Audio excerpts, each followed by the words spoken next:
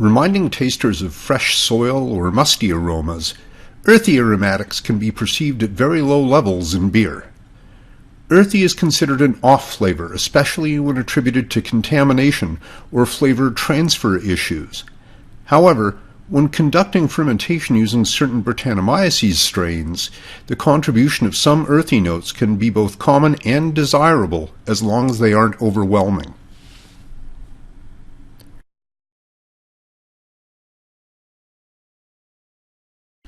The compound ethyl fenchol is contributed by using water contaminated with microorganisms.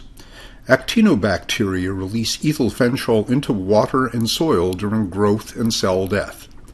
These bacteria can also live in damp places and can contaminate beer or raw materials via transfer of off flavors through wet wood, plastic, or packaging materials such as bottle crown liners. Staff should perform sensory analysis on all water that's used in the brewing process, as well as rinsing equipment.